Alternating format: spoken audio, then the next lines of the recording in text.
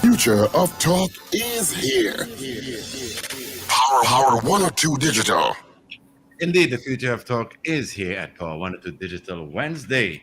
Today, our host for Hard Talk is Farid Ali. He has some special guests. I'll allow him to introduce his guests. Good afternoon, Farid. Good afternoon, David. I want to say a special good afternoon to the general public, and thank you to Dr. Hollis Liverpool for making himself available to us this afternoon. Dr. Liverpool, thank you so much. I know it's a difficult time for you, given that you've only recently lost your wife. Our condolences from the network here, and we pray that you recover steadily and speedily. I know I'm that it's still, not. I'm still in mourning, Yeah. But you're looking good. You're looking good. trying to. And our thoughts are with you. I want to welcome you to our program this afternoon. You know, Calypso and the subject of its content has come under some recent scrutiny where there was a High Court ruling. It speaks to, Calypsonians should be more sensitive when they're saying what they say. I'm not here to discuss the ruling as such. I want to discuss the topic and the art form of Calypso in general. But of course, we can't resist getting your view on the issue of censorship and the issue of defamation and the role and function of the Calypsonian. I know I am in tongue not long at all, but Dr. Pelham got it in tongue long. Too long. Or not long. Let me say condolences to Dr. Liverpool, please. Thanks a lot, man. Pelham. Thanks a lot. Yeah. It's good to see you, Pelham. Same thing, yeah, same here. You know, we're in the Calypso long time. Dr. Liverpool, I willfully brought him here because I believe he would have an opinion just like yourself and one that people would respect. You brought him here in case I say anything wrong. So let's get into the discussion. The issue of Calypso, I would be the first to say that I was reading the recent editorials in the newspaper, and in the wake of the defamation decision by the High Court Judge Frank C. Prasad, Ainsley King, the president of TUCO, he came out and said, and I'm just summarizing, that the politics need to be taken out of Calypso. I believe if it's anybody responsible for marrying politics and Calypso, you are one of those veterans and the main exponent of that. A typical example would be the song Afraid Carl. You very openly, and I don't think it's injudicious of anyone to form the view that you were speaking about none other than Carl Hudson Phillip.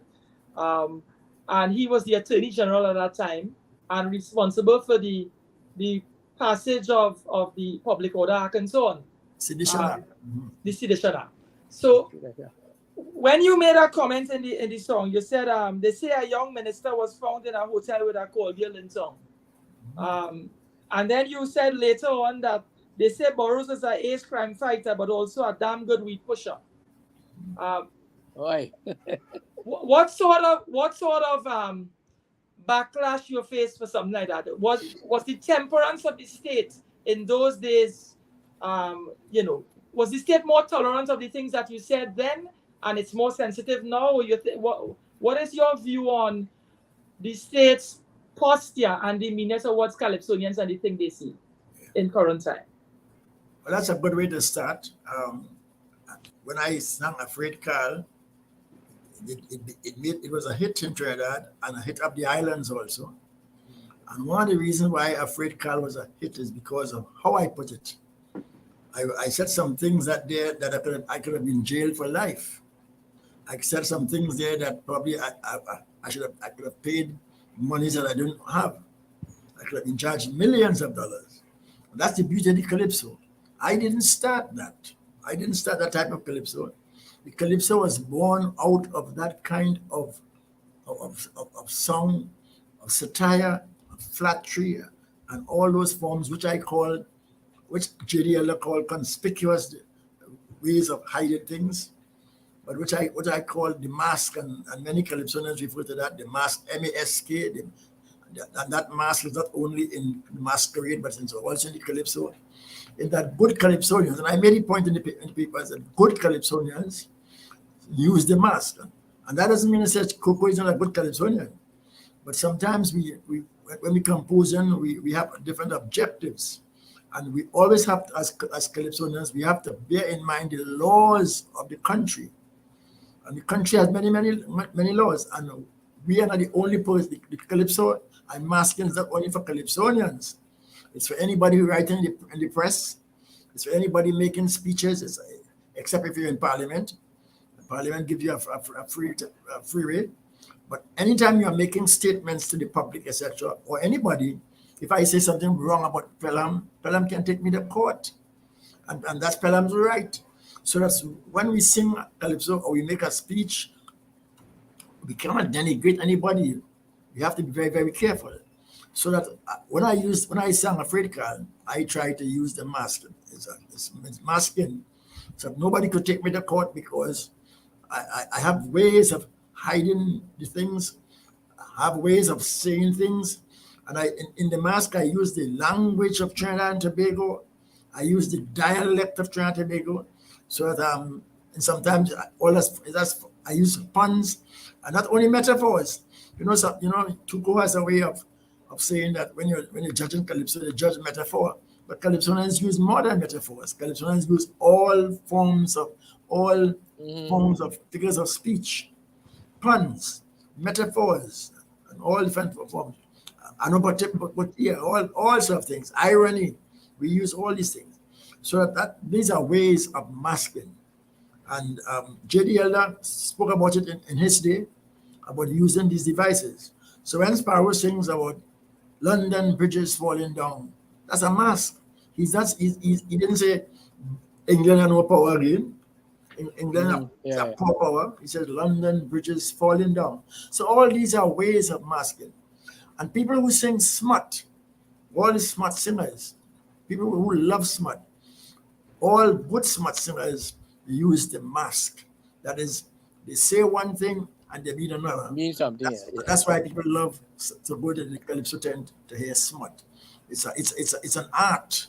It's a skill that Calypsonians use. Not only Calypsonians, but anybody who is writing or talking, they use the mask. It was said, and I'm quoting here, Attila praises Calypsonians for having been cultural ambassadors whose songs have put Trinidad and Tobago on the map.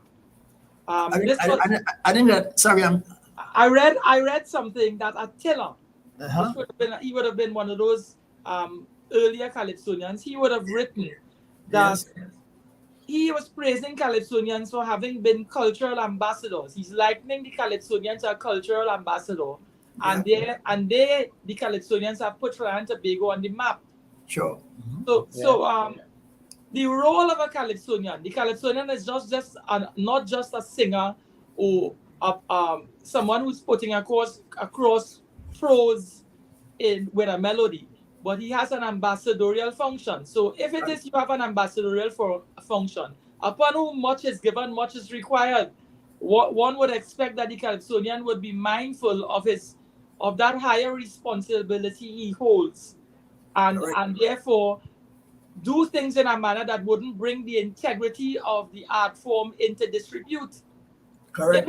If it is you do something in song that brings the art form into disrepute, you not only affect yourself as a Calypsonian, but you affect Calypsonians as a body.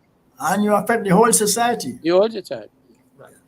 And therefore, Attila was right. And when we sing, we have to, it's just like doing research, When you're doing research, I tell my students that they have to do research, not for Trinidad and Tobago. You're doing research for the whole world, because somebody in New Zealand is going to pick up your work and read it. And if you're at university and you write a dissertation is going to go all over the world. And Michigan has all the dissertations.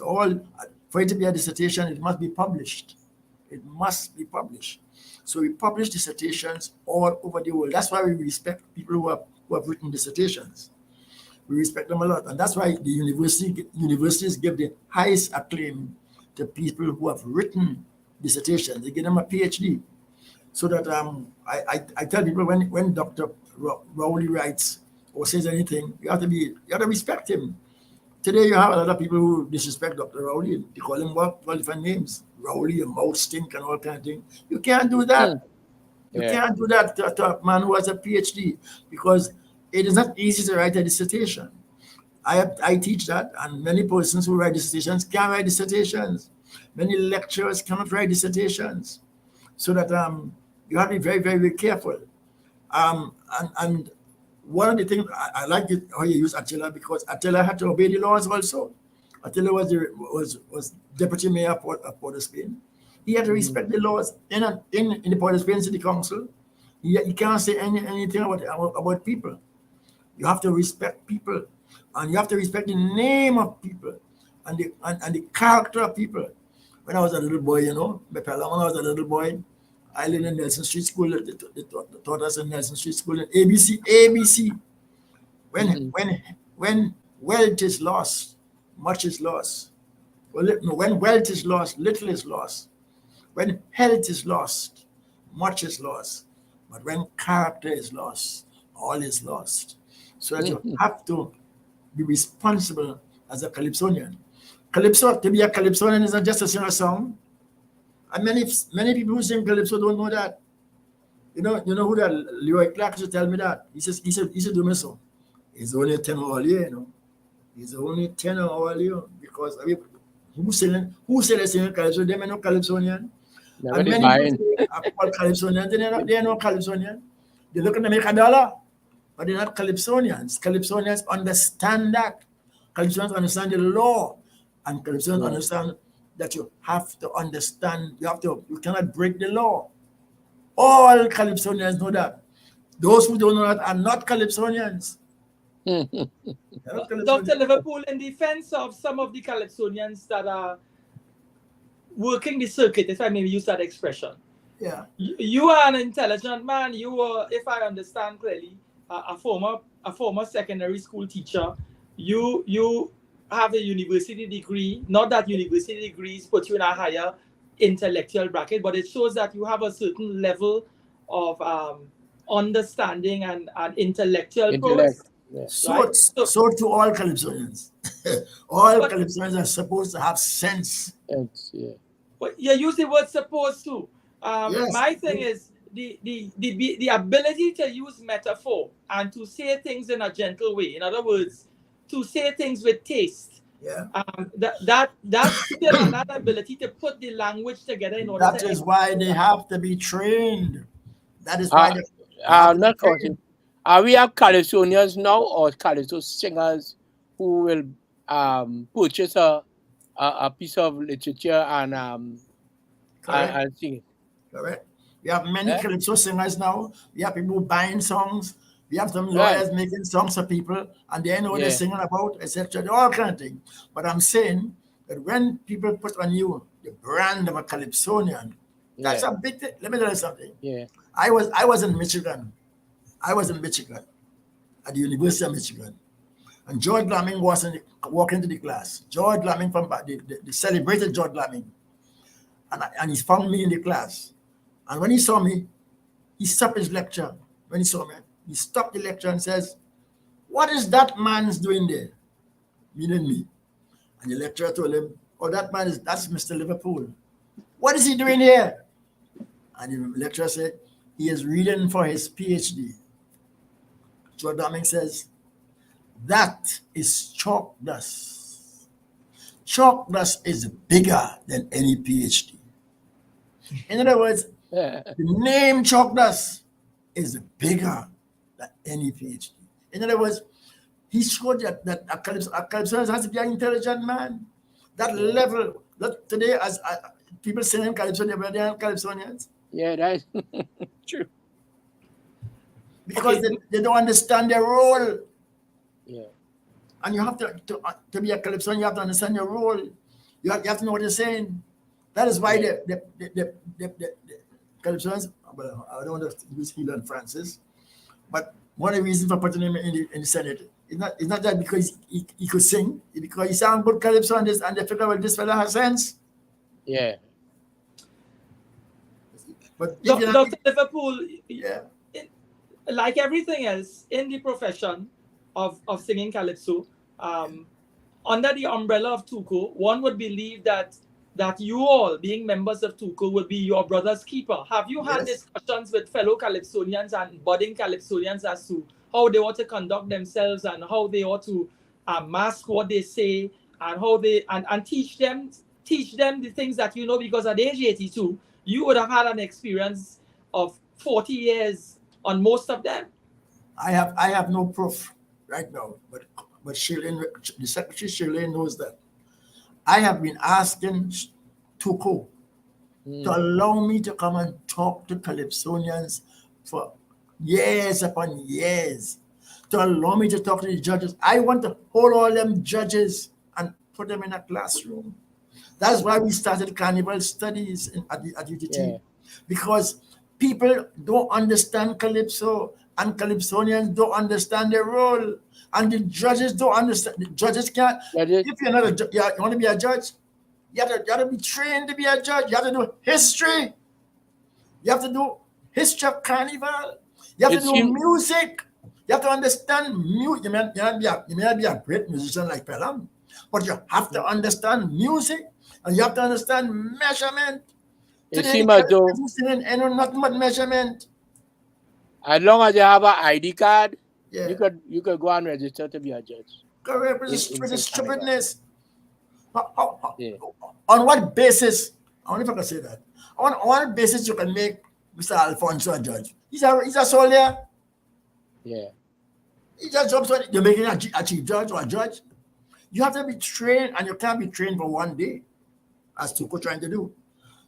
I run courses for 1 whole year in calypso. 1 whole year at the 1 whole year for one course. The calypso course at what we run at UTT is 1 year. Whole year you're doing that, and we can't put them in the society still to judge, because after 1 year they now get into the calypso. You know, not because a fella here calypso he could judge calypso. I told a young man down my Aloes. He tell me he has a degree in music. I say, well, I have a degree in music, but he can't. You have a degree in music. He said, but plus you are too educated. He spelled it too educated, T-O. I said, but you can't spell T-O. You have to be T-O-O. He can't even write a sentence. I said, where you get a degree from? How they could give you a degree and you can't write a sentence? You think you could fool me? Because England is not going to give you a degree in classical music and you can't write a sentence. Right.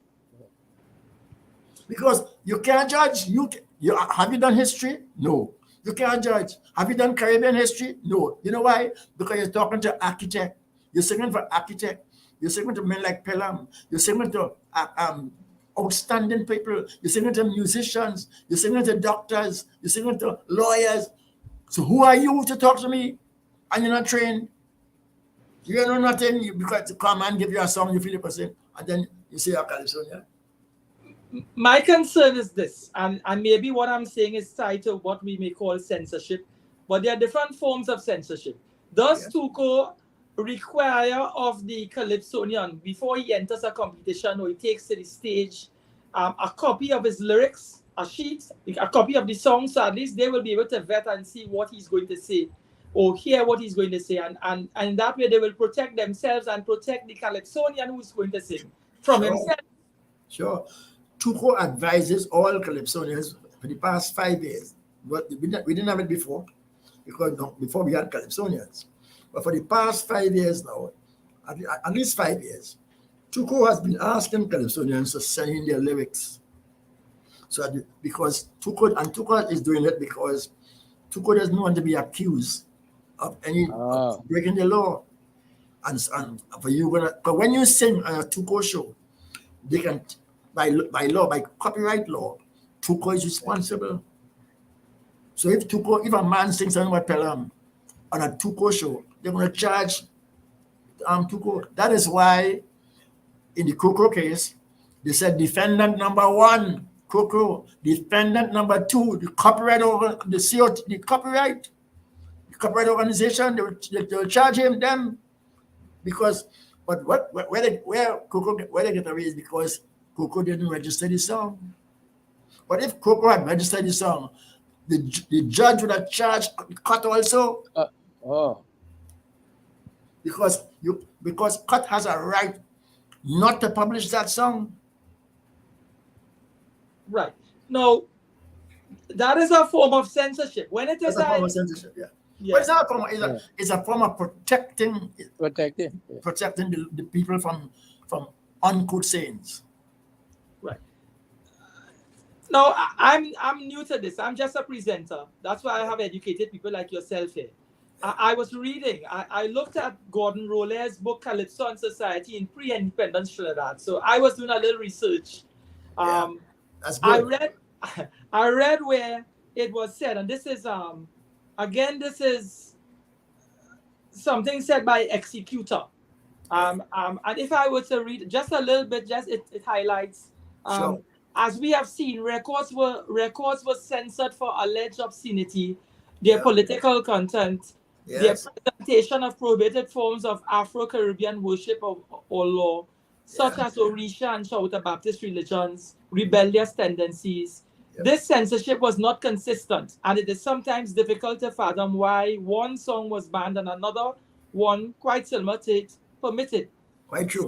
Censorship was nonetheless thorough and even severe in the months immediately following the Butler riots. Now, I know you wrote about Butler, but I'm alluding to what I read here because in the years following the Butler riots, which is the 1930s, the mid-30s, the colonial government then was censoring what was said by politicians in song. Even before Butler. Right. And by censoring, they were particularly concerned about the records, the records that were produced and formed, because they're saying just like a book, a record is a permanent published item. And so if it is they don't censor what is said and what is carried in music and in song, then there's a permanent record out there where it could have been seditious. Things may have been said about other persons. That's why we have laws. That's why the sedition law goes back to 1920, long before Butler. We have laws in the country. And if you break the laws in the country, you can be jailed and you can be locked up and you can be charged. That's a fact. So what they're saying there, that many calypsos were banned. Netty was banned. Right. Netty. Yes, I read that. Banned. And Lion changed to say, Netty. Instead of saying, give me the thing that you have in your belly, you change to say, give me what you have in your abdomen. you have to be very, very careful. Soca Baptist was banned too. No, Soca Baptist wasn't banned. Yeah. No, like Soca Baptist. Oh, that's what wasn't banned. Right. Now let's get to another one. The Rashoti had sang "The Art of Making Love," and when I listened to the content of that was quite explicit, given the time, given the era. Yes. In the mid-70s, that would have been strong language. In today's world, that's very mild. Definitely, and that's why Dr. Williams, when he heard it, what did he say? He asked, he called the chairman of the NCC, and he says, these were his exact words. What is that man doing there? What is that man doing there? How come he reached there? In other words, how come all this select that man? So Gypsy and them have to know these things. You cannot select Calypsonians who say anything but women and degrading things of women. You can't do that. If I may quote another part of what I read, Executor, again relating to the Calypsonian Executor, who from his debut in 1899 had fought to redeem Calypso from the ribaldry and coarse speaking of the single-tone French Creole singers, now with equal futility supported the censorship of sexuality and joy. So what I was saying is, Executor, he was one of the persons who was resisting the censorship at one time, but when it is the Calypso, as far back as 1899, began to touch on issues of sexuality, he was pro censorship in that regard, saying that one must look at the content and what is being said. So this discussion we're having now, from what I'm reading here, as far back as 1899, there were discussions of this kind taking place. Of course. It's that the more things change, the more they remain the same. In other words, executor knew that there were laws in the country against nudity. There were laws in the country. There are laws in the country against saying anything dirty. There are laws in the country that are saying any offensive thing, sexual and otherwise. You cannot talk about. You cannot, if you just tell Pelham about his bald head until Pelham finds that is against or is doing something to him, Pelham could take it to court. So you have to be very careful. So, my question to you is this: you are an arranger and a musician. Yeah. Yeah. Your job is to put the melody and the music to the lyrics that are brought to you. Not the melody. They will come with a melody. I will do the accompaniment for the music. Yeah. All right. Yeah, but what I'm saying is when Sparrow sing about they should hold Marabunta G. Yeah. What he did there? How you look at that? But he was trying to keep the city clean. Right, He used a mask. Right. He was using the mask. And Marabunta Jean is not her name. But the woman might have named Jean something. But, But he's saying that tell you I ain't calling your name, but you know who I'm talking about. Yeah. And using mask, and he sang it behind the calypso, which was called "Keep the City Clean." Yeah. So he used that, and so he called the name of halls, etc. Yeah. And he says that halls have the city dirty. That was Power saying. But he ain't called him name. Coming back to the arranger part, arranger is the person who put the music to accompany and keep the interest of what the singer is going to sing. Correct. Right? Yeah. So that's all we do. Make a band chorus, Yeah. and when the singer sing, you keep the interest. Yeah. His interest is inside there, but the music mustn't dominate his interest. But you're doing, but you're also doing Pelham. I hope you know that. I don't want to tell you that. You're also helping to interpret. The song. That's what you're doing. But my question to you, Dr. Goddard, is this: you as the musician, would you have a conversation with the Calypsonian concerning the lyrics that you're reading? Sometimes I do that, and they say, after this year, I told Gypsy, I say, yeah, maybe I like his song. I say, but it's very controversial, controversial. He say, you know that, and you will go through with it. And I try to correct Calypsonians all the time. And sometimes they come here with according to talk, that they buy a song, and when I try to tell them, well, what happened in the song, they will listen. They come to pay me to get the work done. Yeah. All right, but I'm putting you on the spot.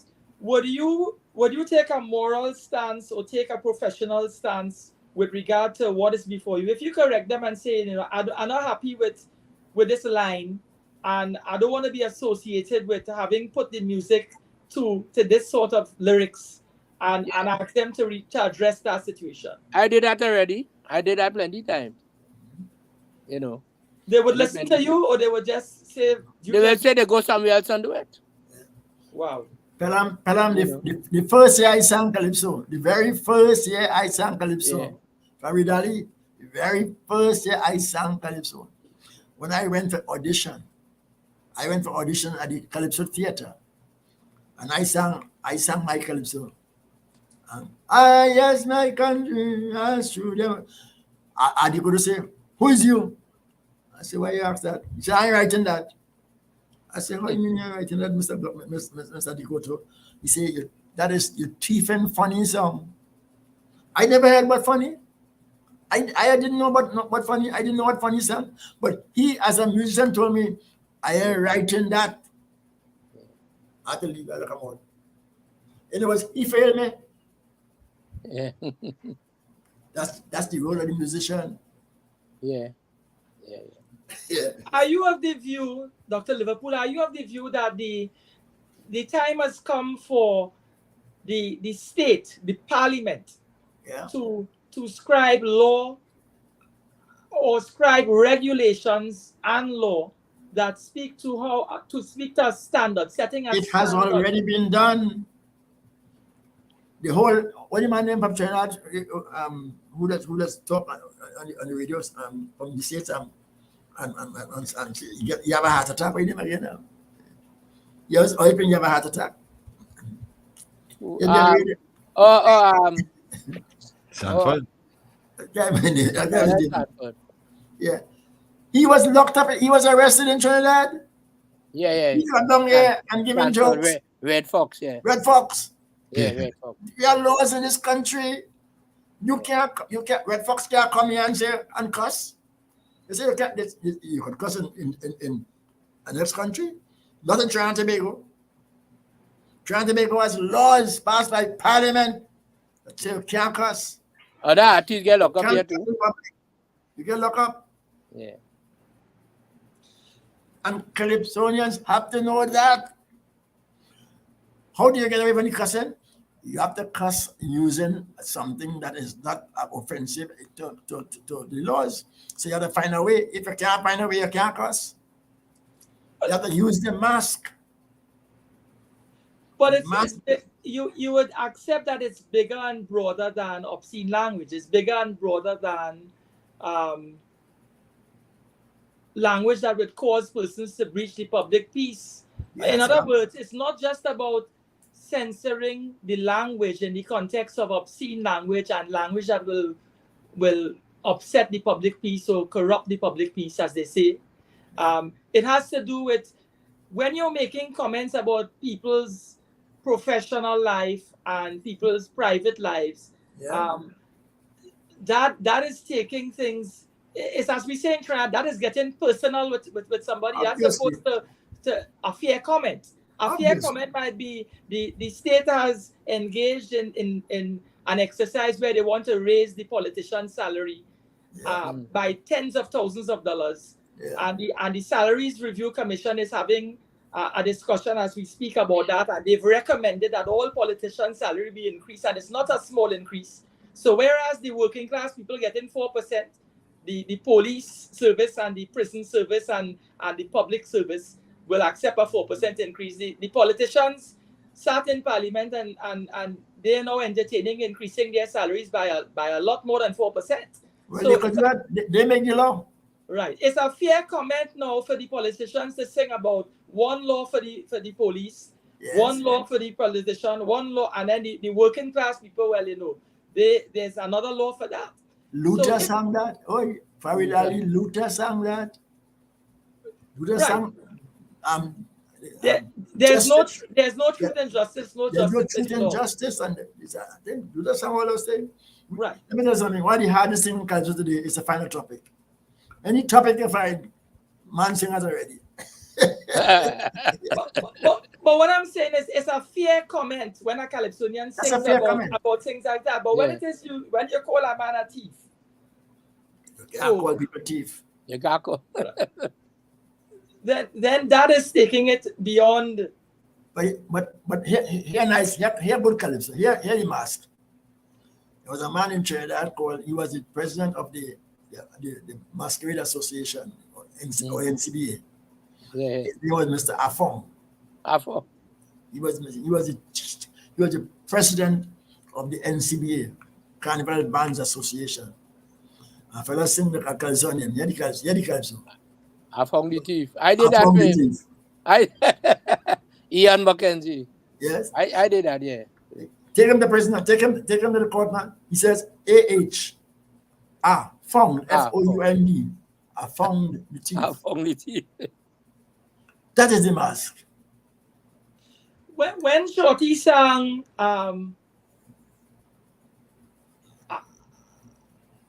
was it the song for King? And the pun was naturally on something else. When he want a man for Kim.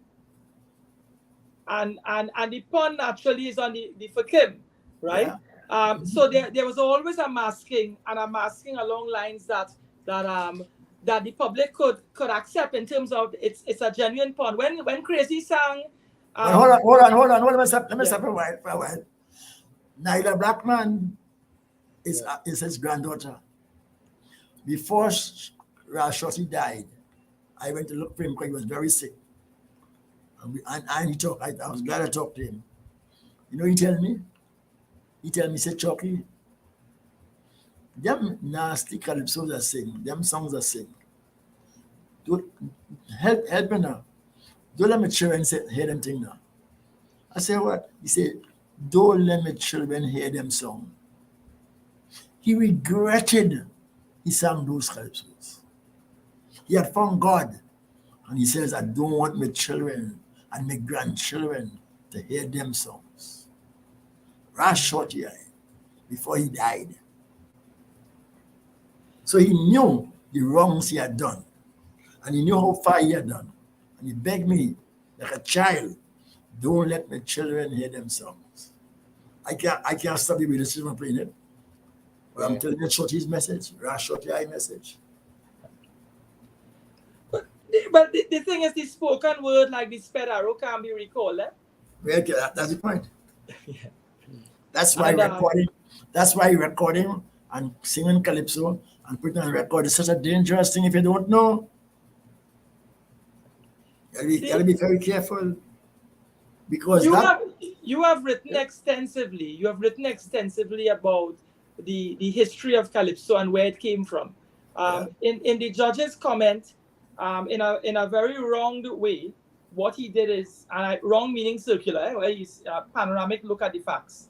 He simply said that calypso was music that was created where the working class man who couldn't speak against the establishment found a way in song to comment on the wrongs that he perceived was being committed on him, the working class man.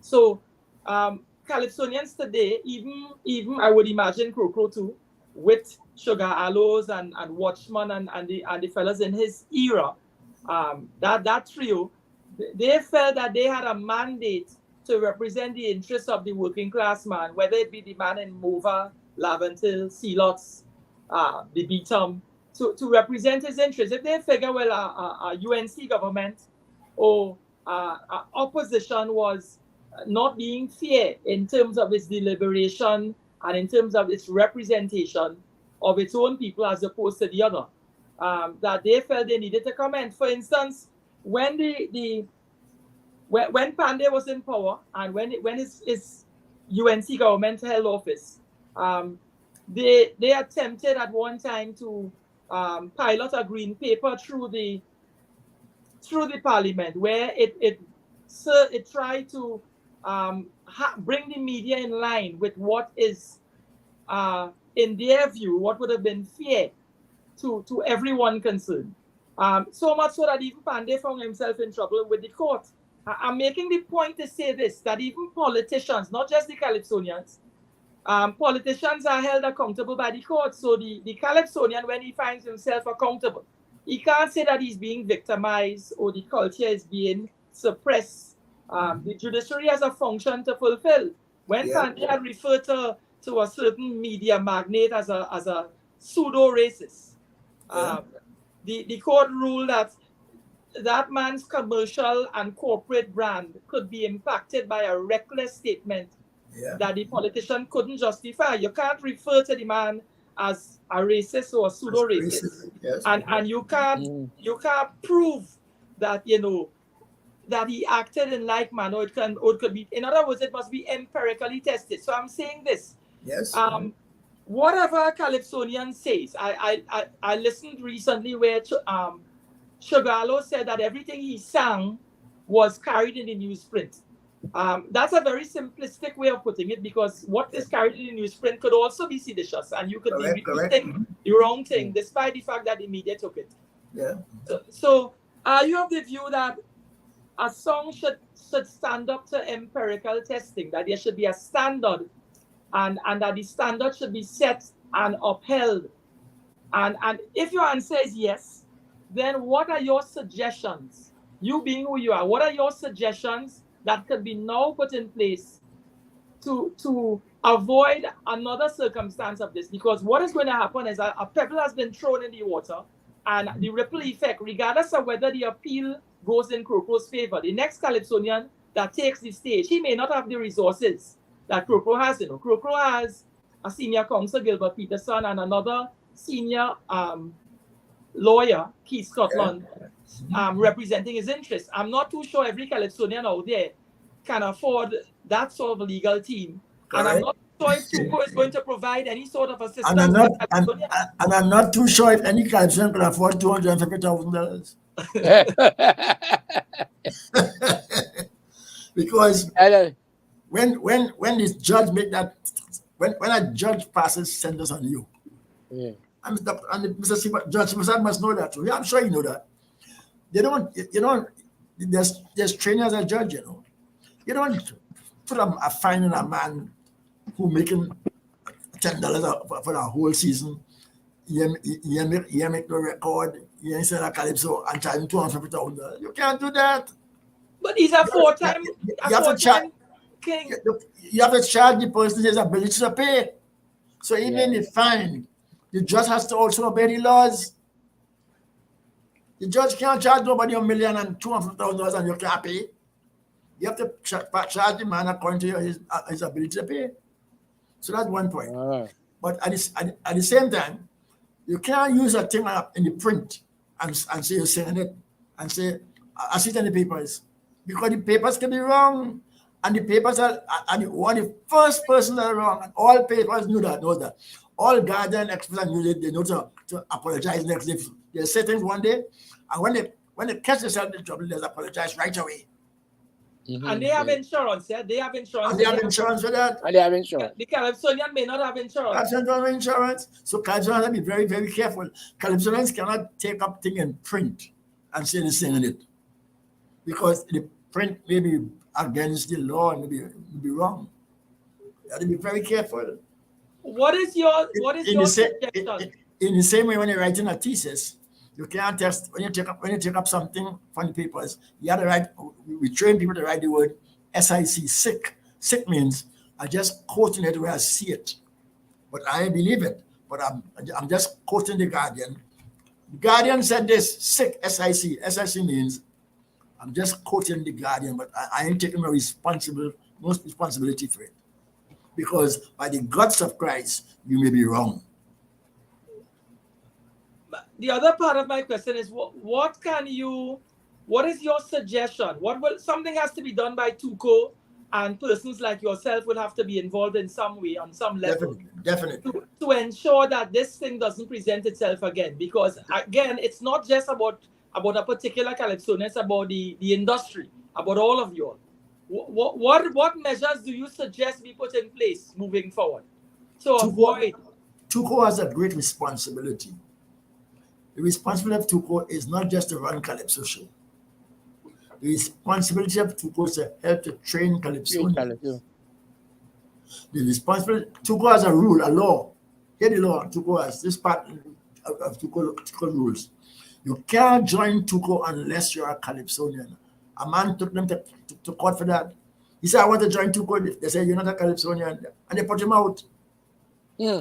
That's a law in Tuco. Yeah. You cannot join Tuco. You can't become a member of Tuco unless you're a professional Calypsonian. Is the king a professional Calypsonian? Huh? Is he a professional Calypsonian? They determined that. The man had to prove that. And that's why the man took him to court. That was he used to be with Abi Blackman's husband. He sued Tuco because Tuco put him out. Now, Dr. Liverpool, tell me something. In this instant here, define a Calypsonian for me. Is a Calypsonian a Calypso singer also? No, he's actually a Calypso singer. He sings Calypso, but a Calypsonian is a person who understands and has studied the art, who knows the art. Too many people sing Calypso today who they know absolutely nothing about Calypso. They let them sing soca. You can get away. But a Calypsonian has to understand measurement. A Calypsonian has to understand music. Yes, understand music is written in a measured way. A Calypsonian can't go and sing one line in 14 bars or 14 syllables in one line and 10 anything. That's for soca men. Or 11 bars. No, 11 bars. You can't have no odd bar in calypso. Yeah. You can't have no odd bar in music. Look, ask them there, look him there. Yeah. You can't have no odd bar. Kitchen, watch me and tell me. And I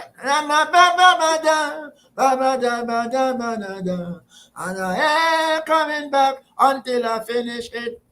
So so crazy singing. That happens in St. Croix. Crazy singing. Kitchen has watch me son. You watch me.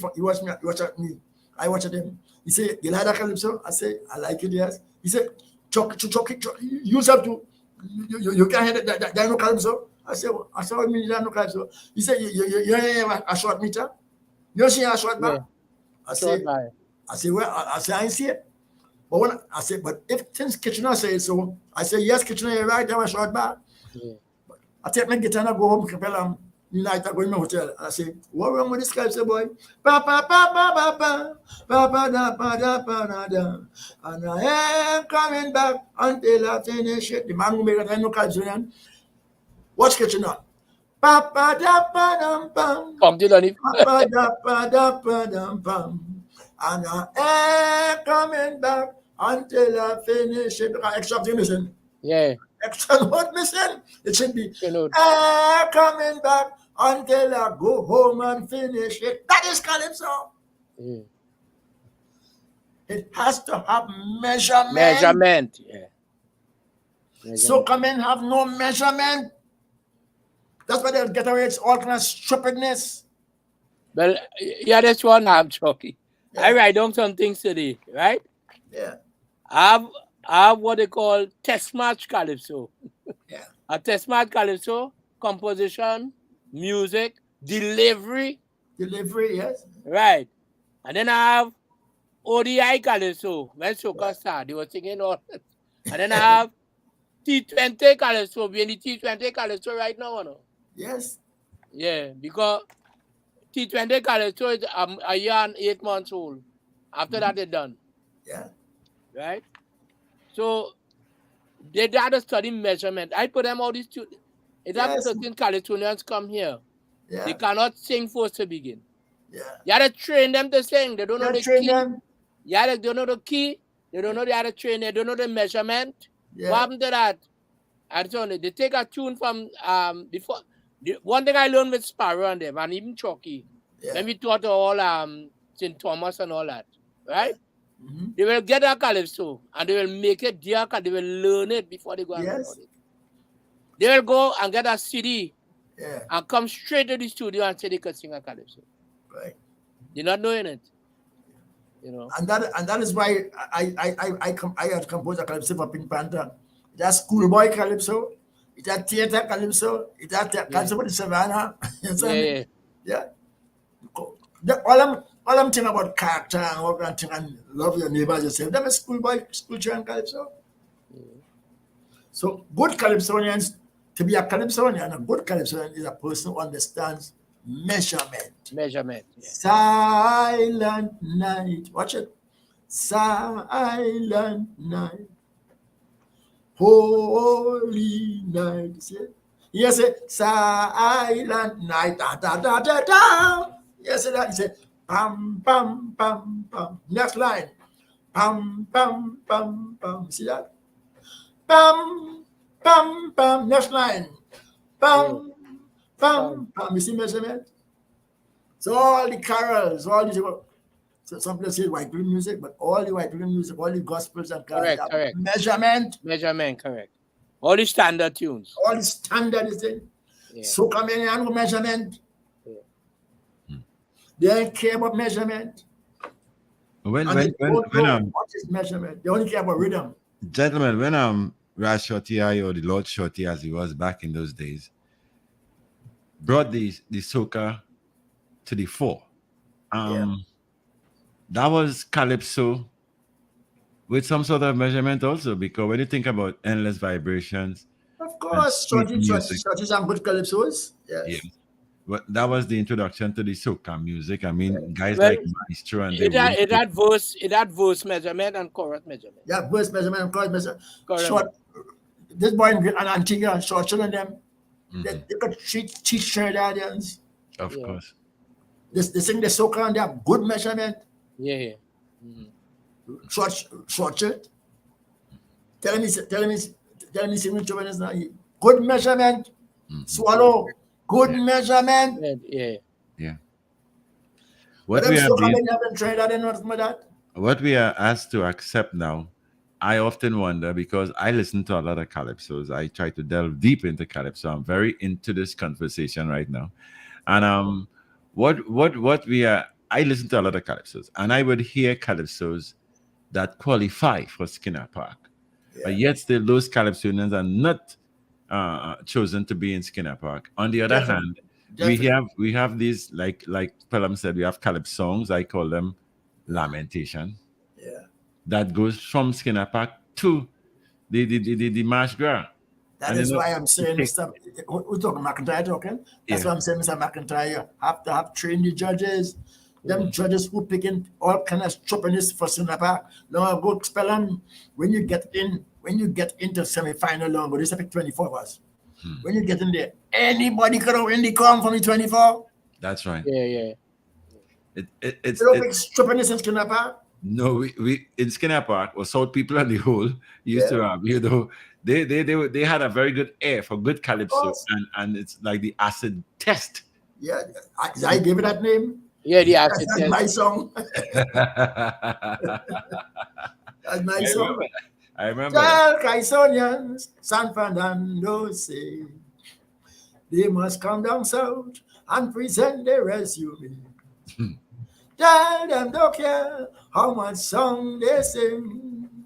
Tell them don't care. Sing how they could. It is understood. When Skinner Park say you're good, you're good. Good. When Skinner Park say you're good. Yeah. Good. No. It's just like a picnic with drinks and eats. Yeah. You don't hear No, the quality. But of then again, as we said before, they buying songs, they don't know what they're singing. You know, isn't it? They don't know what they're singing. When they go to the arranger, the next thing too, some of the music that accompany these songs now that they buy, it doesn't match. So the music going one way and the voices going one way. That is happening. And Pelham, I don't know if you agree with me. I hope you'll agree with me. I listen to the Skinner Park show and I tell myself, how you could pick a man to sing in Skinner Park and he off key? Yeah. Off key? Yes, off key. I say, Yeah. what trouble is this, boy? Yeah. Long time when you add your off key, long time you're gone. They move you out. Yeah. They move you out. So And let's them be fellas in Skinner Park, and you pick Bali, and you pick Mudada, and you're picking all kind of little people. You're picking 6 on Tobago who off key. And why they pick them? Because when they went to Tobago, the people make noise and people clap. But they can't sing calypso. They are not why James Marshall be them? Delivery, they are not delivery, they are not tempo. They what I say, delivery. No delivery. Delivery. When you hear Blakey come on us, when you hear Blakey tell Mike, you see a delivery. Yeah. coming back to that era of a change of the same delivery of calypsos. I remember back in the days, those days I should say, or that era, you had to go to a calypso tent very early to get in. You couldn't stick.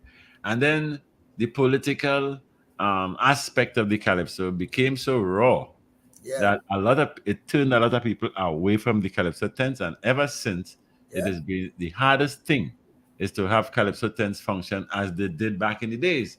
I mean, people couldn't wait for OYB to catch with review like in Skinner Park or Arima. Thousands and thousands of people came out. Yes. Now on the opening night of a calypso tent, people come out because it might be a good line or we're going to see what happens. They get free tickets. Yeah, and then after that, the calypso tents don't have anybody during the season. Yeah. What do you mean account for that, Dr. Liverpool? Why would you? What is in your view, maybe the contributing factors to the calypso tent not being as viable as it was in times past? Well, we have to be very careful with this question of race, because people are saying that calypsonians have run out of Indians from the tent. We haven't proven it. That's an assumption. And nobody has proven that, because lots of Indians have gone from the tent. It's true, and many Indians have come to the tent. So that's you have to be very careful. Jahaji Bai, who sang all Jahaji Bai, Brother Marvin. Brother Marvin. Brother Marvin, he was accused of attacking race and singing against Indians. And I'm happy to see that Marvin is married to an Indian woman. Brother Marvin is married to an Indian woman, and yet people say, "Oh, you're attacking Indian." You have to be very careful. This idea of race. But I think right now in Carnival, people's interests are shift a little bit. Yes. So they're not going to the Calypso tent, but they're going to all inclusive every weekend. All inclusive, etc. Yeah. So that take away a lot of Yeah. the interests have changed. Yes. And the tent don't have a draw card neither. Correct. Tent don't have a draw card. And they like the soca because the soca you can say anything and get away. And they like the soca because the emphasis on rhythm. Yeah. And because the emphasis on, some fellas sing soca because the emphasis on rhythm. We see it among the children. The children that sing all the soca all the time, and when they reach 16 years and 17 years and they have to sing calypso, they don't want to, they can't sing calypso. Are you of the view that some of the calypsos, and I want to identify two, Maragin as sung by Sparrow and Bottom of the Road as sung by Ira George. Yeah. Do you carry the belief that it was the meaning to the East Indian woman, and therefore the calypso have in times past touched on the sensitivity of race by its context and by that's hard to answer. It's hard to answer, Farid, because there were so many songs. There were hundreds of songs before marriage on Indian woman. Yeah. Hundreds of songs before marriage and song on Indian women. The spoiler. Spoiler sing about spoiler sing how the Indian woman put a thing in a roti and she gets music from Calcutta. They sing all them things. They despise Indian women. They attack Indian women. They attack African women. They attack Chinese women. They say, Smiley sing on the African man, the Indian man, the Chinese man. All them they sing all them things and try that. When you sing in calypso, they don't mean race. If you fall there, you fall there. But they're singing. Good calypsonians don't care, but you get hurt. Once it's the truth. Yes, but you have to sing the truth. So many songs have been sung against Indian women and Indian man and African man too. Many songs. I was in a conference now, so I can't tell you, but I'll give hundreds of examples of songs that we have sung on the African man and the Indian man.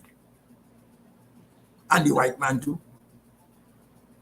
They have sung calypso against the white man too. So many people do that. Lego did Jemaram Kisun. And I mentioned for you yesterday. Jemaram Kisun was sung, Tiger sang on her. And she was an Indian woman. But she was an Indian woman. And Tiger sang on her. But Tiger sang on her for a reason. Tiger saying that she liked dogs. But Tiger didn't say she liked dogs. Tiger said, Lego the dog, Gemma. Lego, you see the mask? Lego the, he didn't say what she doing with the dogs, you know. He just said, Lego the dog, Gemma. Because Gemma Ramkisoon, she was a big Indian woman. Tiger sang that. He was one of the first person to carry the court. This is in the 1940s. Coco was just there. Are you of the view that people should have a higher degree of tolerance and recognize it as poetry, prose, music, and not take it personal? Of course. In the society today, many persons, there are many things that people sing and nobody take them to court. Because when you take a calypso to court, you make the song more powerful, more well known, more famous. You have to be very careful. But you must admit that yes, you make the song more famous, yes, but you also you hamstring the calypsonian who is going to sing the next song because That particular song now will sell a few more copies as a result of you banning it, or you're casting, you're putting the spotlight on it. But when I have to go and sing next week now, knowing what happened to Crow, knowing what happened to somebody else, the trouble them find themselves in, I know I may not have his kind of backings. Yeah. So, I sympathize with Crow. I sympathize with Crow, Pelam, because I know that song ain't worth $250,000. I tell you why. Crow sang that song in the bullpen. The bullpen is a place we just put if you're trying to get into the semi-final. So he just sang there. He has 20 people in the bullpen. It doesn't have so much. Unattached. Yeah. And he sang the song. So he has recorded. He put it on a record. He sing it in the thing, but even the tape it. But he make no big record. He has sell 2 records. But nobody is making no record now. Nobody make no record. There are no record now. So Coco make no money. All right. When he sang, we mentioned it. When he sang corruption in Common Entrance, he actually called names. He said, them Coney and them know that it's Fatima Diogo before they even write the exam. And then he walked the thing through. He spoke about Fatima is an established college. When you go and sign up for the Common Entrance, you want your child to go Fatima or St. Mary's College. Right, Mary's College. But to say that the Cornels and them.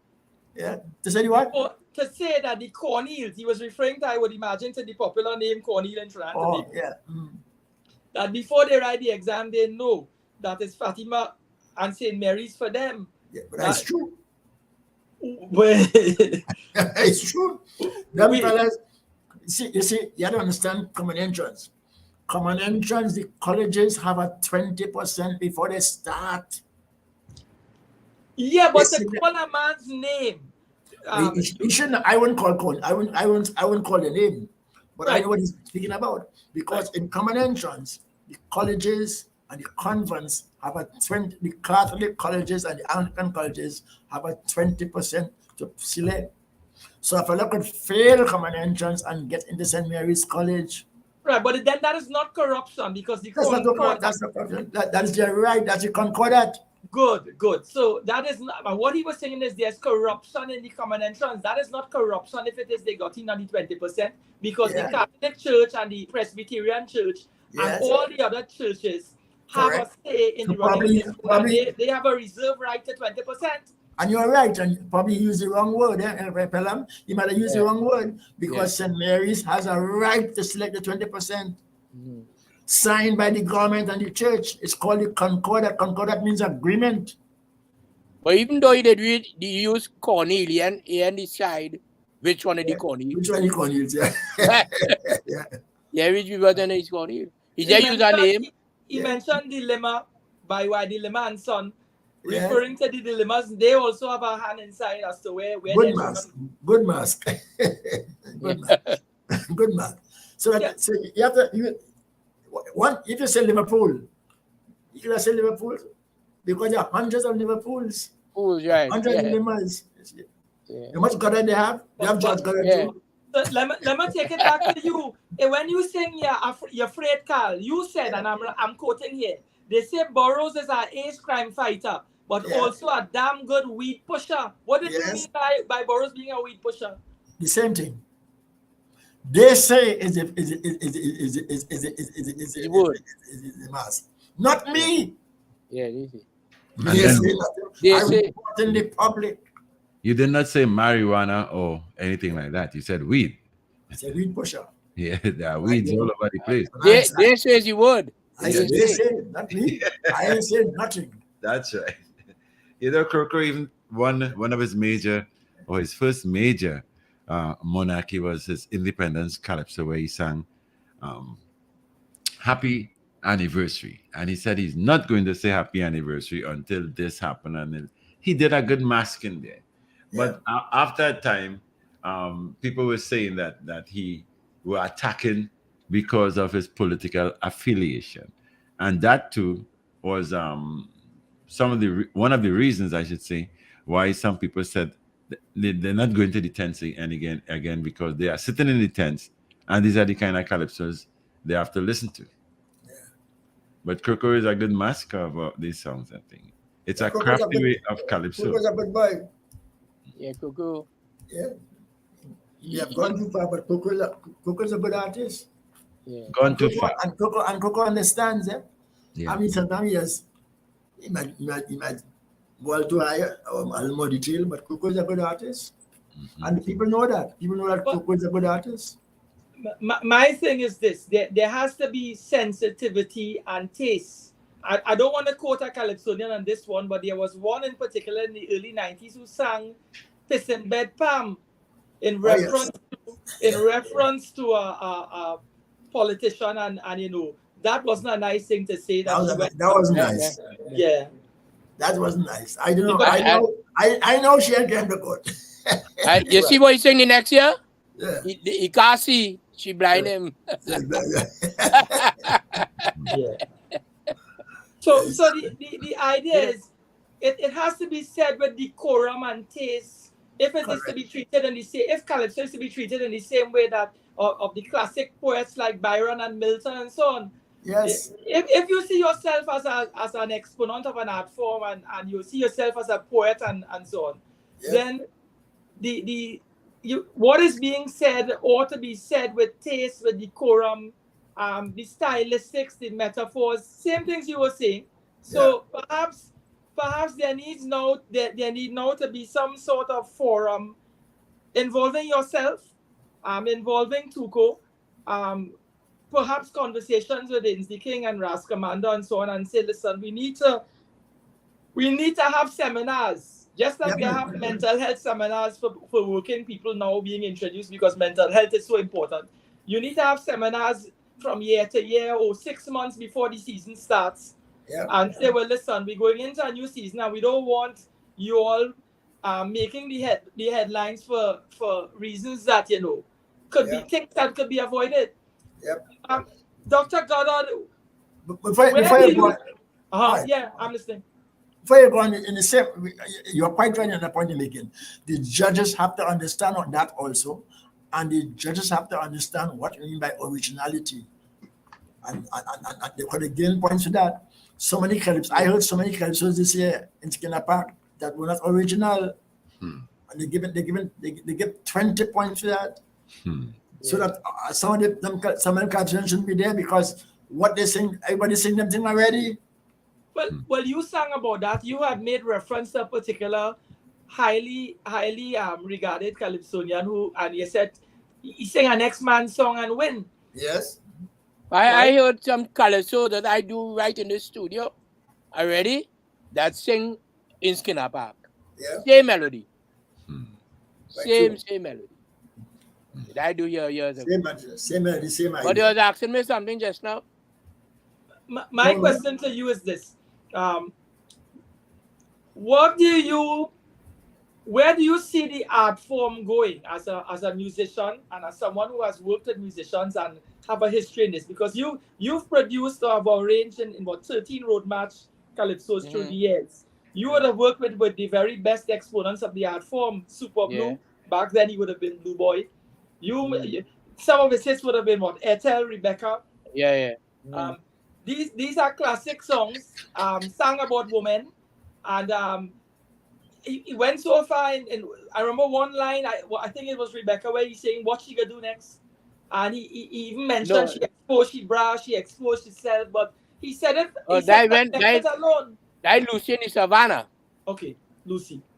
Rebecca, he meet Rebecca by Green Corner. All right. So with Lucy, he spoke about her exposing herself and so on, but exposed to bra. So as much as he said that, he didn't develop that into anything that could be taken or misconstrued beyond just the comment.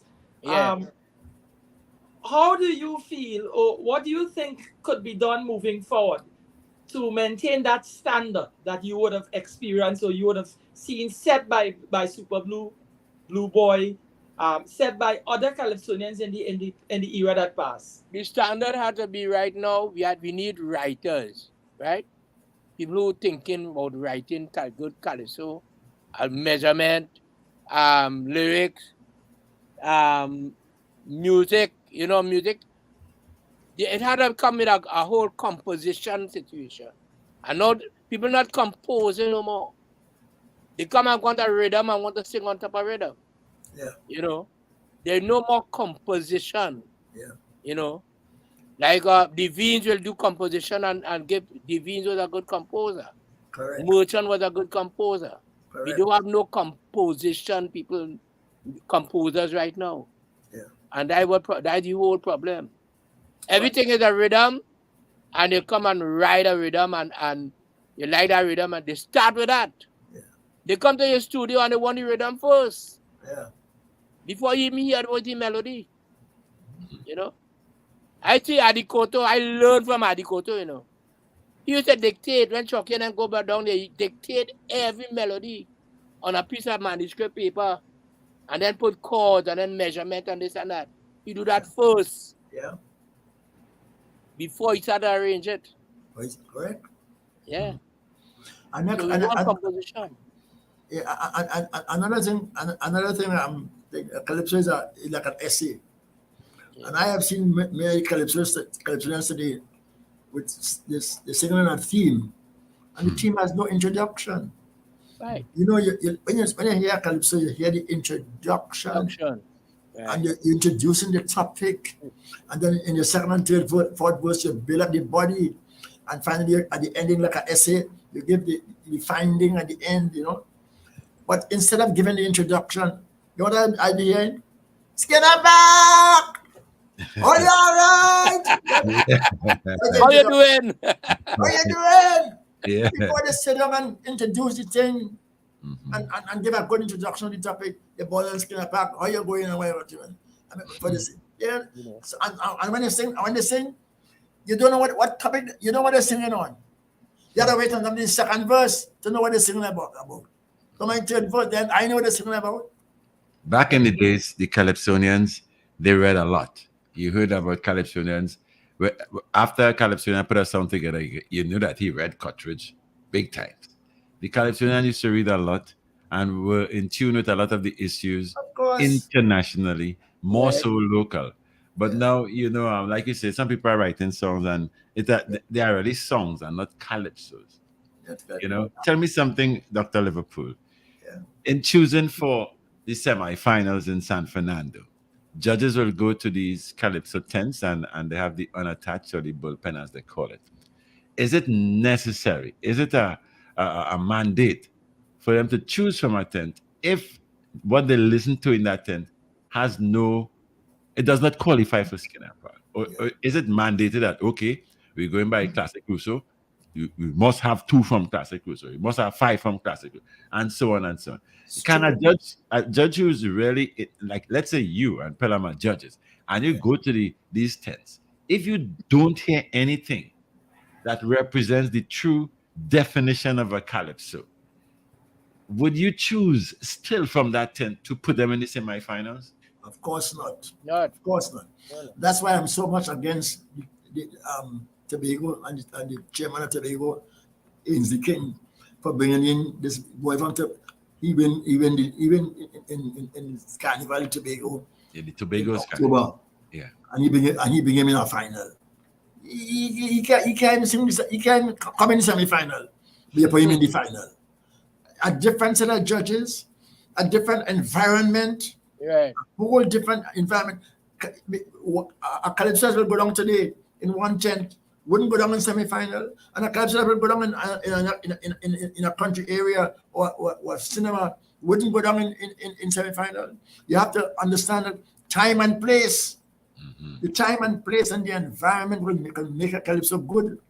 It has some calypsonians in the past who are very good at singing that for tourists, but they ain't getting no semi-final because they're singing for tourists. Yeah. And they have a guitar, and some calypsonians, when they have a guitar, they can kill you. And you might love the songs, but check out the guitar and check out the music, or put a different kind of music, they can fall flat. So you have to understand all these things in calypso. These things, you can't choose calypso or calypso by Rego, because the crowd in Tobago is a different crowd to the crowd in a cinema. and they can make or break a calypso. That's why we used to have long time. We used to have cinema calypso by Rex Cinema on them places. Yeah. Different kind of song. Because But personally, I don't really like the bullpen.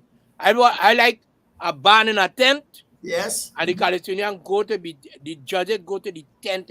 Yeah. Because the tent is now open. Thursday, Saturday, the judges come in. Yeah. The band not ready. The band ain't ready yet. The band not ready yet. The Californians didn't get the length yet.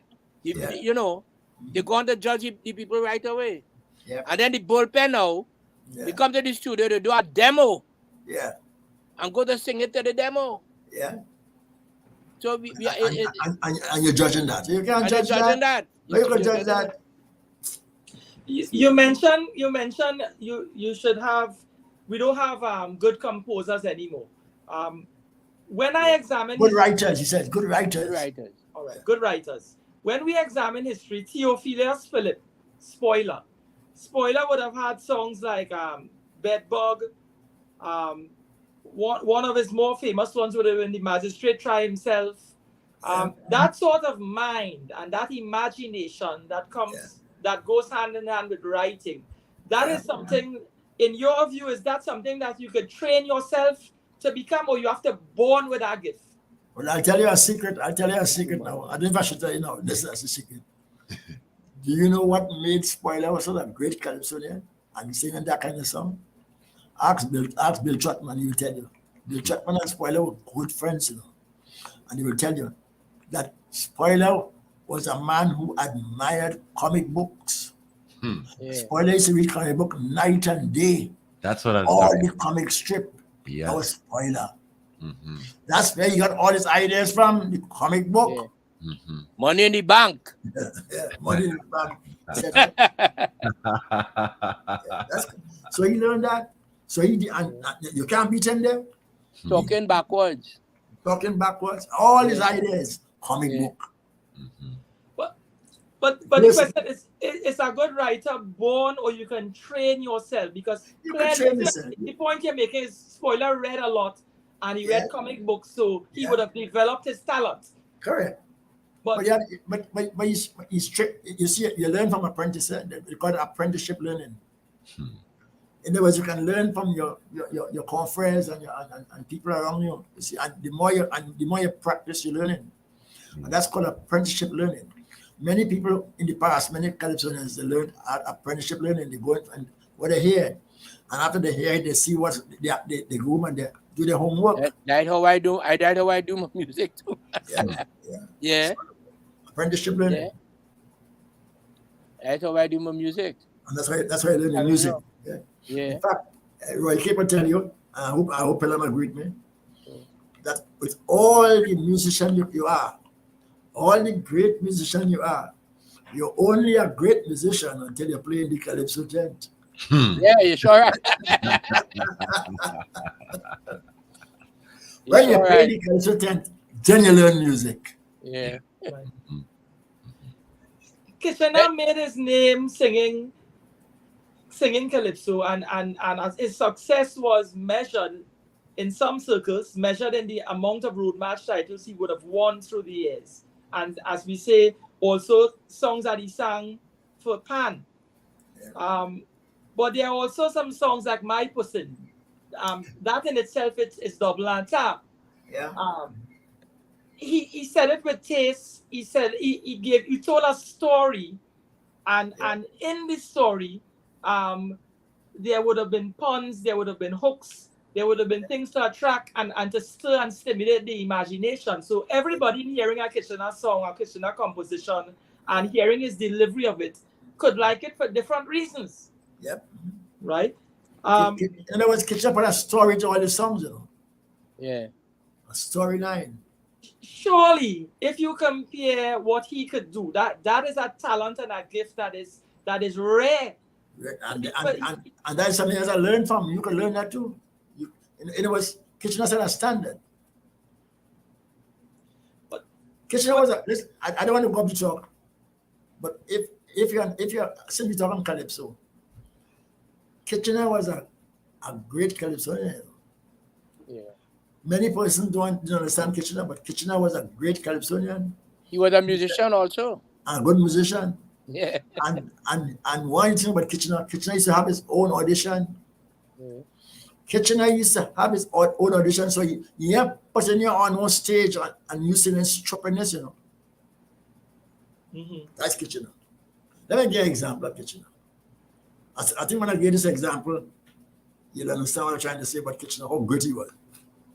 I used to go to a Kitchener audition. And when I go to Kitchener audition, I started to meet Stalin there.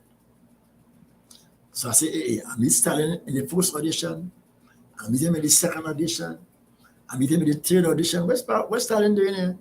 So I put enough courage to and ask him. I say, black man, how I find you seeing you know all them auditions. So I said, what are you coming to audition for? You want to audition? Stalin tell me, he said, Choppy boy, I just come to audition because man has spoiled good calypso. And when they spoil good calypso, I have a topic. Because they can't sing calypso. They're spoiling good topic. And that's where I get my topic from. See that? So I decided to go to more audition. One day I go to the next audition at Kitchener. A fellow come and say, singing. I pick up Audrey and I carry she behind this. I pick up Audrey Sunday night and I carry she behind the slot tree. You know the slot tree, the abattoir. I pick up Audrey and I carry she behind the slot tree. When I hold she so she start a ball, Kitchener say next.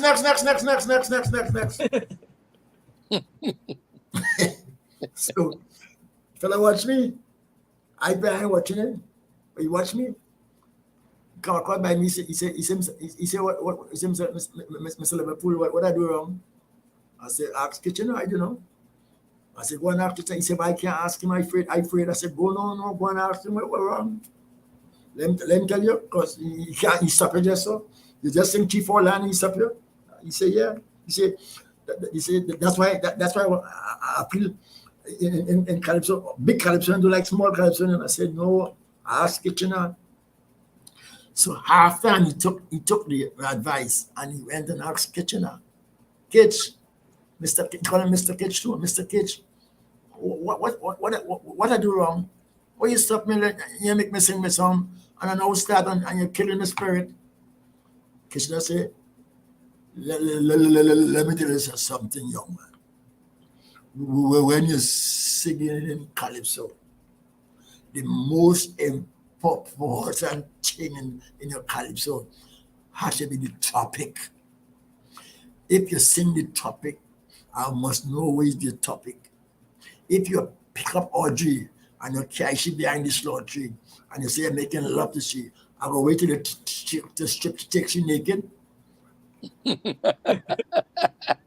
So I go wait till the strip you naked. That you want to tell me? I don't know where you look. I don't know where you're looking for already. So you don't tell me the story already. The topic. You know what Kitchener is saying? What else you can tell me? The people don't know your topic already. You have to find a way to introduce your topic in a nice way. But if you pick up the girl can't something else and cash it behind the orchard, what are you looking to do?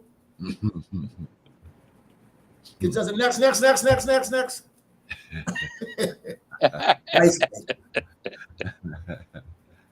That is Kitchener. So Kitchener ain't putting nobody on the stage by he to see my pick up Audrey and cash it behind this lottery. There are quite a few Calypsonians who they weren't prolific writers. I would go so far to say, and correct me if I'm wrong, Dr. Goddard, you're there too. I've heard that the Baron wasn't really a good composer, but he's a good voice. He could sing, and he could present. He could present.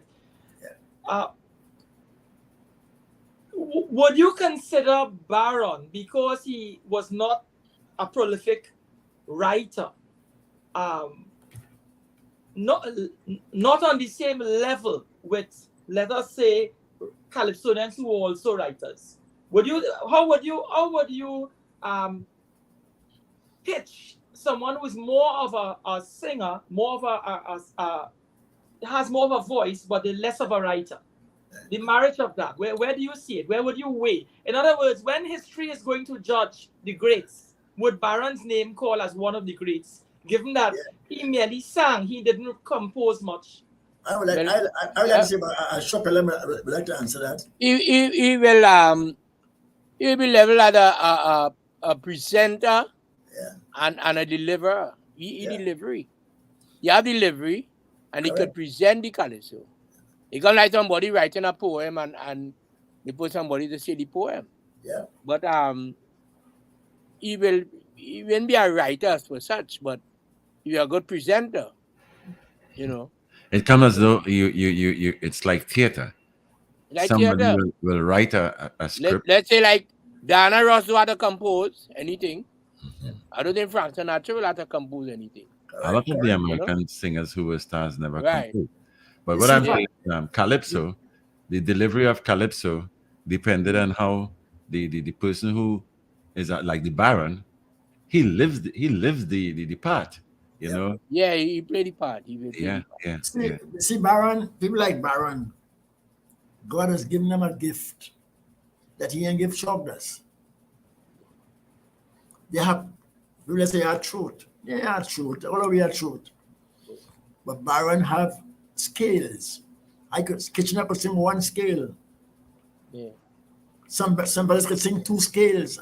And some fellas could sing 3 scales. Sparrow. Sparrow will sing very low and go up very high.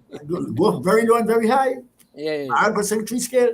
In other words, do, re, mi, fa, sol, la, ti, do, re, mi, fa, sol. And they're going up. And they're going up, yeah. And they're going up. Stockness can't do that. Kitchener can't do that. And therefore you can't write no calypso for me. You can't write no calypso for me because you don't know my scale. And that's the danger of taking calypso from people. Because they don't know how much scales you could do. Baron will say, la ba ba ba ba, you go higher.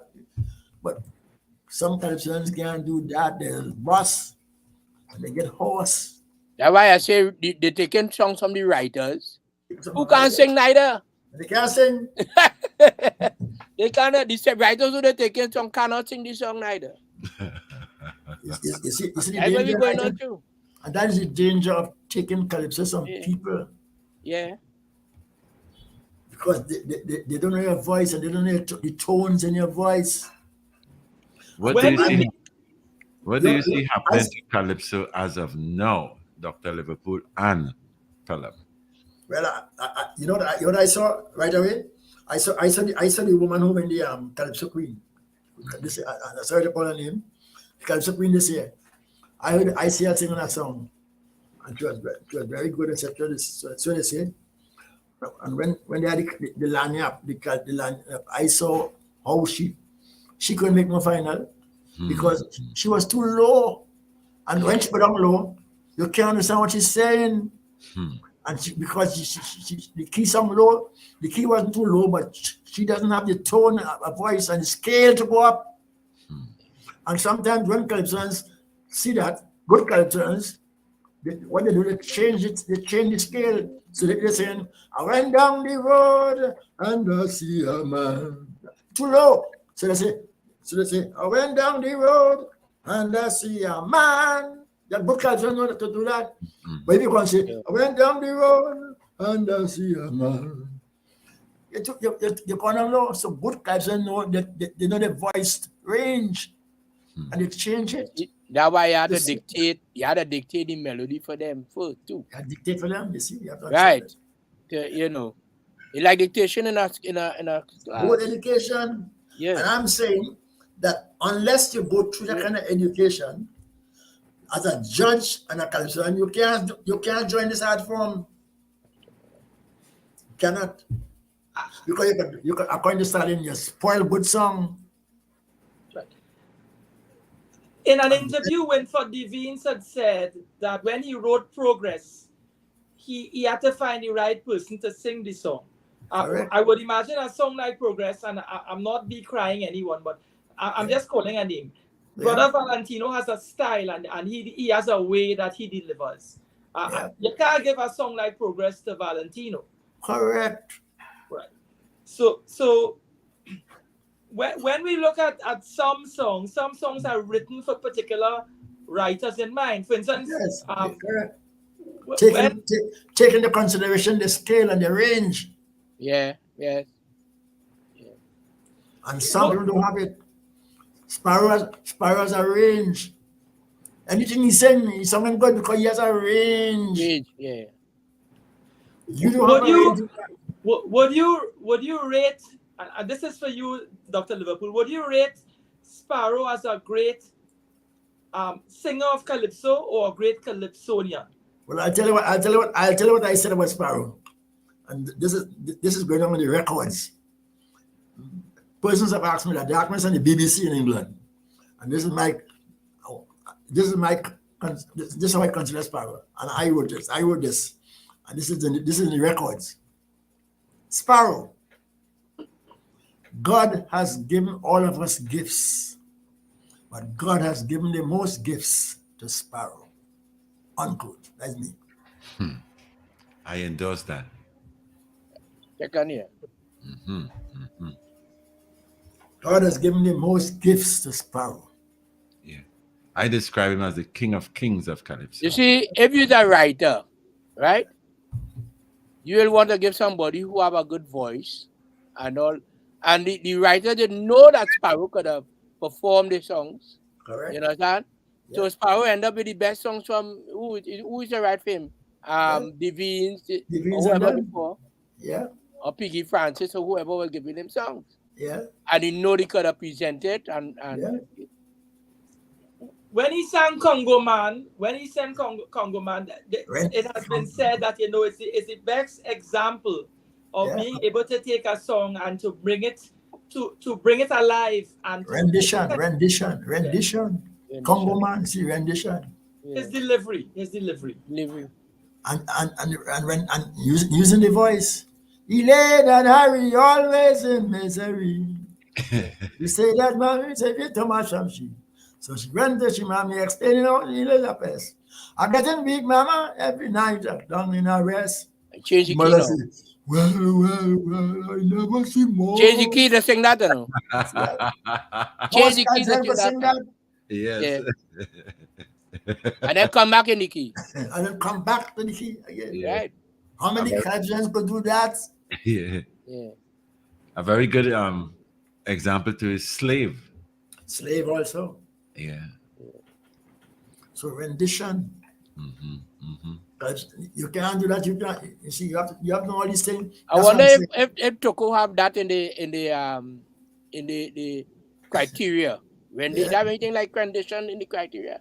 Yeah, they have rendition in the criteria, but they may know it is. Because they put in rendition for everybody. Everybody getting points for rendition. Yeah. Yeah. Are you of the view that the judges that they choose to judge calypsos, that the judges should be persons who has a history, meaning a track record, or they sang calypsos before, so they understand what they're judging?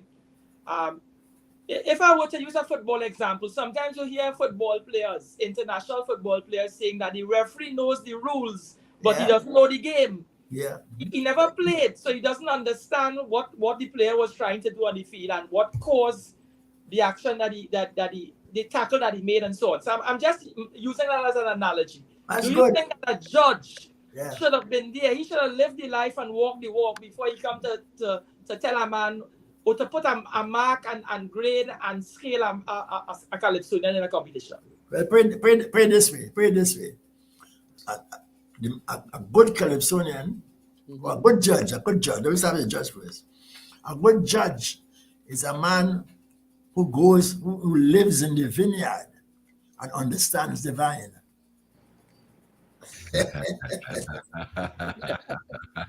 I like that because I've never sang a calypso, but I know what is a good calypso. I know what is a good musical accompaniment to calypso. Correct. And now we're not hearing. Yeah. We didn't hear that. Yeah, it. It have no measurement. Correct. There's no measurement. I am so glad that Yeah. Pelham is agreeing with me in terms of measurement, because Yeah. one of the biggest hindrance to calypso nowadays is that question of measurement. Yeah. All good musicians will tell you that there are no measurement at all. And with measurement comes a sequence of melody. And Yeah. that sequence of melody is so important in They calypso. come in 4s, 8s, 16 bars. Correct. 24, Yeah. you know. And they have no sequence. Yeah. So sequence of melody, for example, when you sing a line in calypso, you hear the sequence. Pelham done. If I go to Pelham, as I say Pelham, Pelham, my boy, I find a kaiso. Pelham don't know how this next line is. Padam, padam, padam, padam, padam. You know Right. that long time. Yeah, we had that. Sequence. And then you know padam, padam. Padam, Yeah. padam, pam. You don't know that. I know that. And you don't know next line is padam, padam. Padam, padam, pam. That is the sequence. Yeah, that is secret. All right. In That's sequence, No, let me tell you, Yeah. there's a talk that Marshall sing a schoolboy melody or some kind of thing, right? Mhm. But to me, Yeah, the message that Marshall was giving, yeah, he had to sing that in that kind of melody. yeah. I think so. Yeah. He had to use that kind of You melody. gotta use that melody to get across the story. To record the story. Yeah. He had to use that. Yeah. And that was the measurement to get across the Like the story. measurement. You know? Some people said it was a sampled melody. In commercial music, if you like, apart from competition and all that, Yeah. the commercial people that use sample melody, or if you want to advertise Coca-Cola, Mhm. they say it's a real thing, ba ba da da da da da da. They use a popular melody Mhm. to get the message across quick. You know that? Mhm. And Marshall had to use a melody like that to get the message. What he was saying, if it bring a new melody to that, it wouldn't have the impact. Right? Dr. Liverpool spoke about originality. How you marry both of them? Well, it had some originality in it too. Because he had a beat. Yeah. The beat he used wasn't it the same? Because I listened to the Masgra at the Don Skinner Park, and I listened to the drummer. Every Calitonian come, that man played the same beat. for Same them. drum. Same drum. And it's only when Marshall came, the beat changed. Yes, for this. Mhm. So that the beat and what you were saying, it make a kind of originality in it. And there's originality in lyric, and there's originality also in melody. Oh, okay. Yeah. That now. Dr. Liverpool, you had sang that for the Savannah, for the Monarch title. You suggested that one ought to sing a new song. One of your songs should be a new song on the night. But you have the capacity to put that together in a matter of, I would imagine, hours or days. But good calypso will always get a good song. You know what? Why? In the if you check the history of calypso, in the 1940s, that's something called change a song. I for better word, change a song. If you ask Intyre and Attila and all of them on radio, they'll tell you they used to have a night in Savannah or in Calypso 10 where everybody had to change the song. And that was good because you know what? It pulled crowd. All the crowd came to hear that change the song. So it was a very good idea to change the song in the middle of the season. And then when they come to the Calypso Monarch, they surprise you with that change the song. And that change the song is to have the whole Savannah going crazy. Brand new song. And that's a tradition. I'm a Catholic, so I'm telling you, the Catholic Church depends on tradition a lot. Lots of tradition, not only what's written in the Bible, but what's also in tradition. We So jump other traditions. Yeah, Calypso tradition is that we sing a new song. And when you sing a new song, now you can choose your Calypso Monarch. Because the Calypso Monarch, when he leaves here and he goes to New York, he had to change his song. When he goes to New York, when he goes to a theater, he had to change his song. And when he goes south, he had to change his song. Let me give an example. I mean, yes, you know, we learn from experience. I went and I was singing on Mayaro in those days, and she said there are some Mayaro and Choco and all those places. And they make the program. Composer is the MC. And the first singer, you bring on son said, nobody here clap. You bring on the second singer, nobody here clap. You bring on the third singer, nobody here clap. He said, boy, he come back say, he said, boy, this crowd dead, boy. This crowd dead, boy. He bring me on now. He said, and now, ladies and gentlemen, we have a singer in Trinidad here now named Chuck Bass, mashing up Port of Spain with a freight car. And no, it wasn't a freight car. What about singing something? He mentioned this song. And I went and sing. Nobody here clap. I tell you, this is history. Nobody here clap. And he said, Juki, come, boy. I saw it put you on so early because Juke is a vet when you put him on early. So he said, run Juke. And Juke say, tell the band, give me a C. Put me in C. And that time Juke singing a big song. He said, no, forget that. Put me in C. Aha. And Juke gone. A donkey was singing, but donkey was walking in a racing safari behind a female donkey. And when the male donkey see and smell the female donkey, he bawl out, ho-hee, ho-hee, ho. Ho-hee, ho-hee, ho. Ho-hee, ho-hee, ho. Oh, the barrel singing ho-hee, ho-hee, ho. You understand, donkey? Change the tune. To suit the audience. Yeah. Wherever you go and sing calypso, you have to learn good calypso. No, that's why calypso is long. They make 12 songs in an LP. 2 for the Savannah, 2 for theater, 2 for New York, 2 for the St. Thomas. You can't sing the same song in St. Thomas. You can't sing in Savannah. They don't understand you. Are you comfortable with the one song for the Monarch? How could I be comfortable? St. Thomas had 3 songs.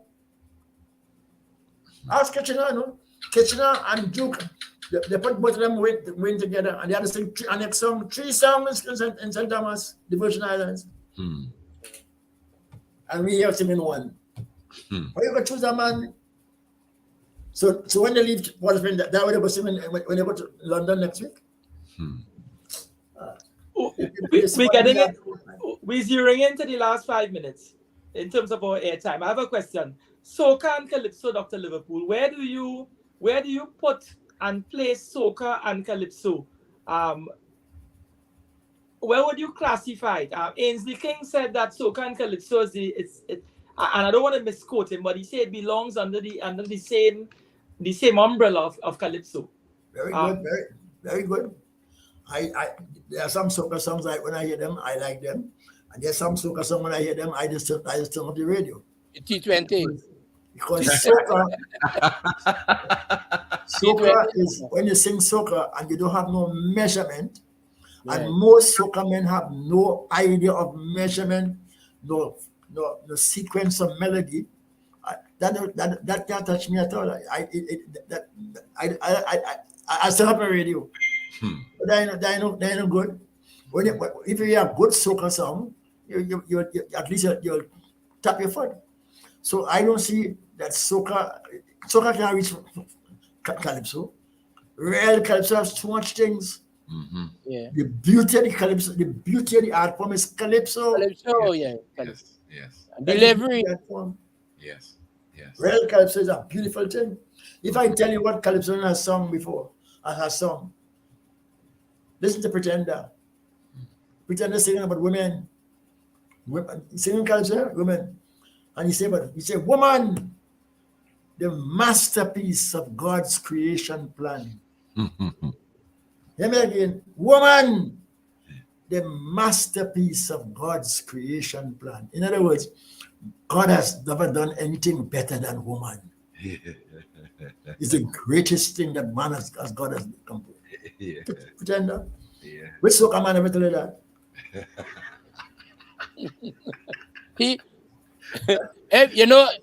If you're that good straightener, Yes. You could take a soaker and always had to fix the bumper. Because everybody on a soaker have a bumper. Yeah. You hear that straight now, you could go with the bumper. And Oh, you two gentlemen. White people ain't playing soccer. You will never hear soccer play by Biden in the White House. You'll never hear soccer play in London in Parliament. White people ain't playing them things that they don't concert music. They don't concert music. Marshall They jazz, Montano and Lord Kitchener have now won the same amount of road match titles. Road match? Road match titles. No, that can't be right. no, that ain't right. That ain't right. Don't they have 9 each? I know I'm there, but I know that ain't true. No. Kitchener has more than that. Kitchener might have. Kitchener, not 13, I think 13. All right, I can't touch Kitchener. No. I can't remember how much Kitchener have, but Yeah, man, Kitchener, boy, you can't match. you remember Kitchener is the writer of the road matches, you know? Yes. And Marshall singing the road match for the Boy, somebody composed. final point. Kitchener is the man who make the road match. That title, road match, that would be like Kitchener. Kitchener.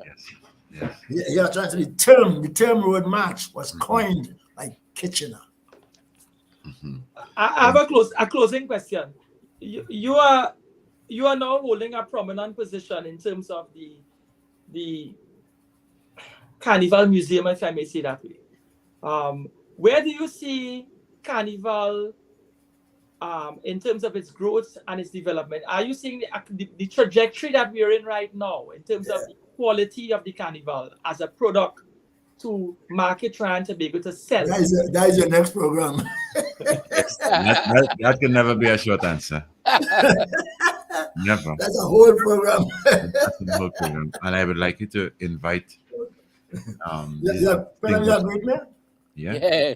That's a whole program by itself. And All right. You know, we do carnival studies. You know what carnival studies is? We study waste. Waste is carnival studies. We throw away all the bottles that's Yes. Man making $1 out of that. Yes. The much money that people are out of selling bottle. That's a whole different. The nudity. Look, you know what's selling the most? You know what's selling the most in carnival now? Razor blade. That's where we got to go. All them girls that shave themselves. Clean one side of the vagina. That's like a calypso. Oh, God. All right. You should write a calypso about that. Razor blade. Most razor blade ever sell. I want to say thank you so much for making yourself available to us. It's been an enjoyable discussion. I like that. And this program is a national archive. We have it on record now. It's on YouTube. You can share it. Yes. Dr. Goddard, thank you so much for making yourself How available. are you going to honorarium?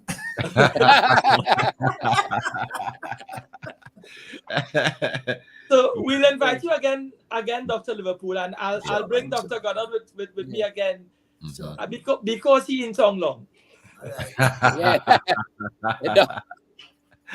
Oh, God. Yes. Dr. Liverpool is always a pleasure talking with you, too. Thanks a lot, man. I met you down in is UTT? No. Yeah, UTT with Dwayne Bruno. Yes, Dwayne Bruno was at the time. When you were defending the thesis. Yeah. My boy Ocho. Yeah. A guy named Ocho was doing this. Yeah. So we thank you all so much. We'll do this again on another occasion. Hopefully, I know. We're Calypso, man. Measurement. Yes. I remember we have test match, Kaiso. Yeah. ODI and T20 soccer.